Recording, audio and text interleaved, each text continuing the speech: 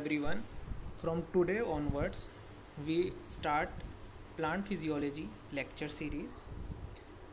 This is the first video which I talk about polyamines. I tried my best to upload the videos on a regular basis. Uh, Although it is the very new topic, but from previous 2-3 years, CSIR starting to touch up the new topic also. So to pay attention to the new topic is equally important. So these are the contents that we have to cover in this video. First we talk about the introduction, like what are polyamines, their discovery, then their homeostasis include their transport, their metabolism, their biosynthesis, etc. And then we have talk about the ionic interactions, how the polyamines interacts with the other biomolecules like DNA, RNA, proteins, etc. Then we also talk about the crosstalk with other phytohormones, how the polyamines interacts with other phytohormones like salicylic acid, jasmonic acid, etc.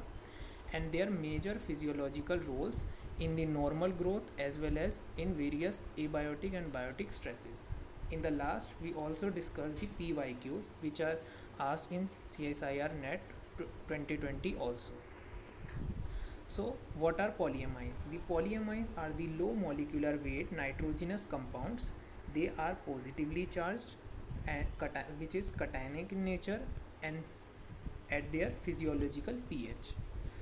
So these are nitrogen containing compound. Poly means many and amines mean NH2 nitrogenous group. So these due to their positively charged, these compounds have ability to bind with the negatively charged anions or the biomolecules, and by this they will able to stabilize the phospholipids in cell membranes, nucleic acids and proteins, etc.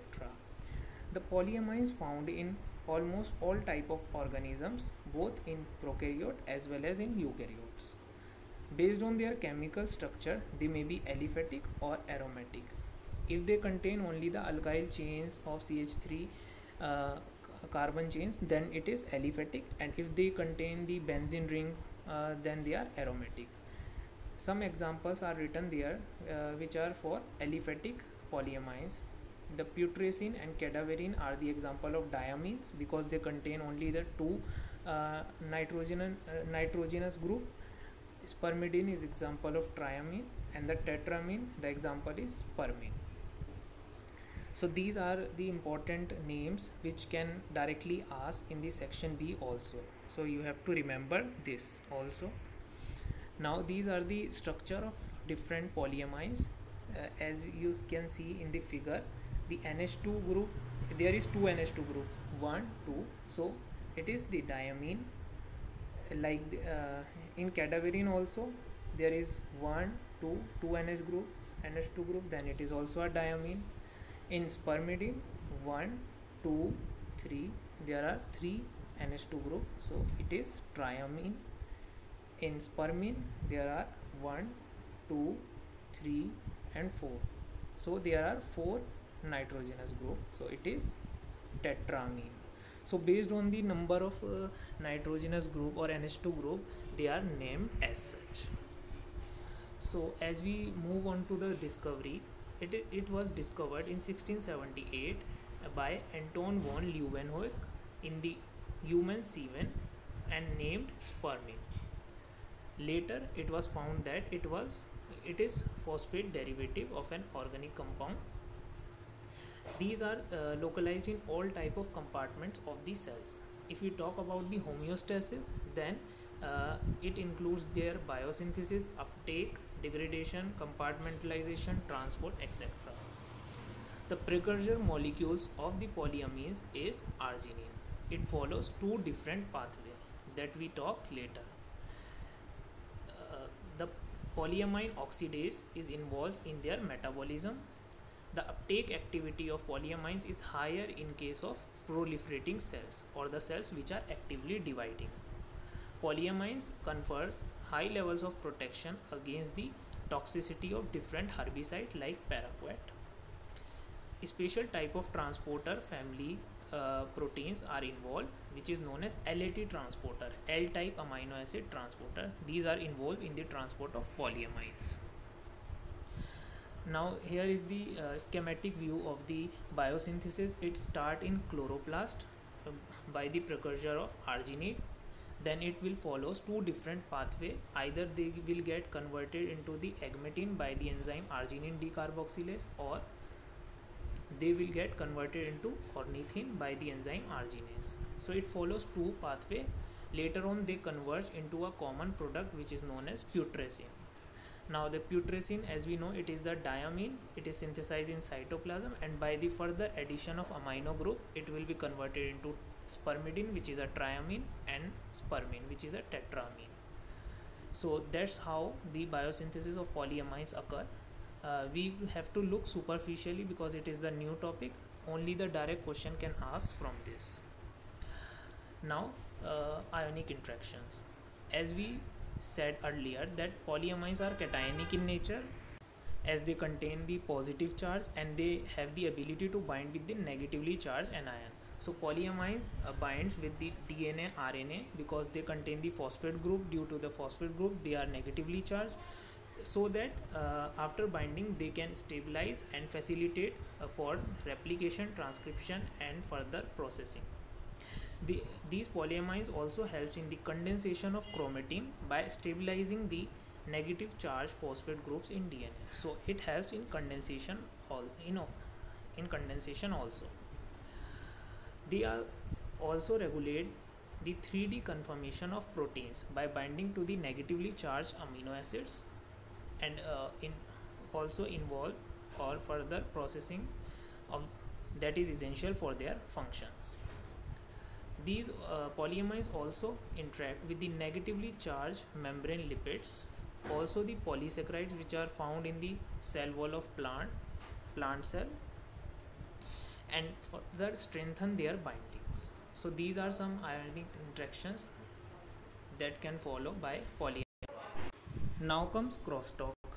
How the polyamines interact or crosstalk with the other phytohormone. So basically the polyamines is considered as the PGR, that is plant growth regulator, but not the hormone. Why? Because it active at millimolar concentration, that is greater than any hormone, because hormones are active at very low concentration, but it takes more concentration to become activated. That's why it is known as PGR but not the phytohormone. It was also noticed that it is antagonistically interact with the ethylene to control the senescent and fruit ripening. That's why it is also known as anti-senescent molecule. Further, it was also noticed that it will synergistically interact with ABA, and it is able to reduce the stress induced damage by stomatal closure. So it is positively regulate the ABA functions. Now it was also shown that it is also interacts with jasmonic acid and salicylic acid during the biotic stress responses. So it will positively involve in the JA and SA responses. Polyamine oxidation via jasmonic acid leads to the generation of H2O2. As we know, H2O2 is one of the reactive oxygen species which brings hypersensitive response and ultimately lead to the cell death. So if the production of these type of ROSes like hydrogen peroxide will increase, then more will be the hypersensitive response. So when the polyamines get degraded by JA activity, then it will lead to the hypersensitive response, mostly seen in case of abiotic and biotic stress responses. These polyamines also induce the biosynthesis of nitric oxide under salinity and drought stress condition by controlling or regulating the levels of calciums. This will also lead to the stomatal closure, which is ABA mediated, because it will imbalances the level of calcium, so it will also indirectly impact the ABA mediated stomatal closure. Now comes major roles during the different growth developmental responses and abiotic and biotic stresses. So these are the structure of some polyamines, and these are some roles. So first we have discussed the growth and developmental responses like strengthening cell wall, regulation of replication, transcription by binding of the different DNA, RNA and proteins, and involves in their stabilization, then regulation of protein function by binding of negatively charged amino acids, then maintenance of permeability, cell wall, cell membrane permeability by binding of negatively charged lipids, then stabilization of assembly of photosynthetic protein complexes. So these all are the common type of functions of polyamines which would be seen in case of growth and developmental stages.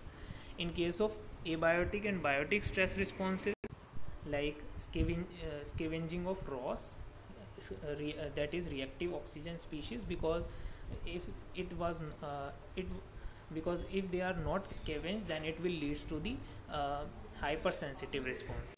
Then enhancing antioxidant activities like ascorbate, catalase, which are involved in the scavenging or breakdown of ROS, so that the hypersensitive response get overcome and there will be reduced cell death.